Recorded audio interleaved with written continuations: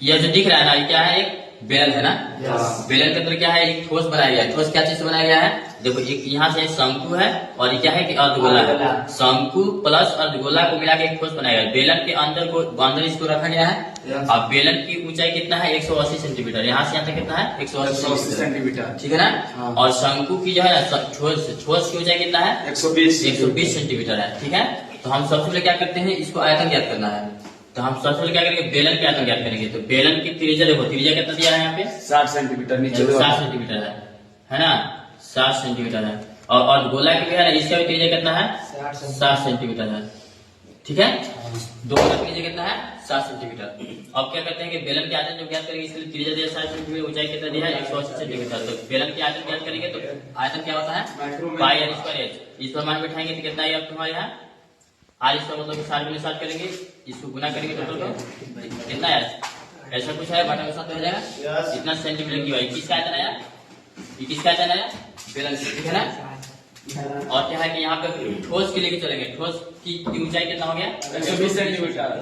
त्रिज्या कितना है, 60 सेंटीमीटर। तो ठोस की आयतन ज्ञात करेंगे। ठोस के क्या चीज बनाया गया है, शंकु की आयतन और गोला की आयतन हो गया।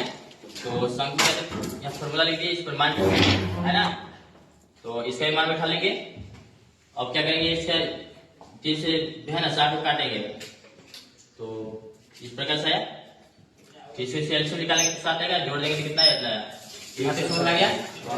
जिसका क्या होगा कि किसका आयतन होगा, ठोस का आयतन ज्ञात हो गया। और उस शेष यानी शेष जो भाग है बचा, उसका आयतन ज्ञात करना है, उसको किस होगा। तो बेलन के आयतन से हम क्या करेंगे, ठोस के आयतन को घटा देंगे, निकल जाएगा कि नहीं। यहाँ पे जो है ना कि बेलन में जो बची बाकी जो अगला वीडियो में बताया गया था।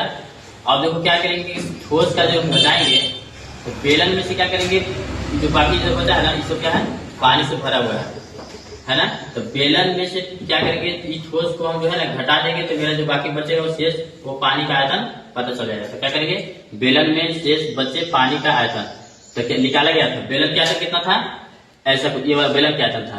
बेलन के आयतन के मान आया था, और ये किसका आयतन था, ये ठोस का आयतन, ठोस के आयतन था। तो हम क्या बेलन में से ठोस को घटाते हैं, तो इसको इसके एलसीएम निकाले 7 आया, 7 से 7 भाग का 1 से गुना करेंगे तो ऐसा कि 10 से 10 आएगा, ठीक है। और 7 से इसी प्रकार से इसको भी करेंगे। अब क्या करेंगे, इतना में से को घटाते हैं तो कितना आता है यहाँ पे, 79 20 000 है ना।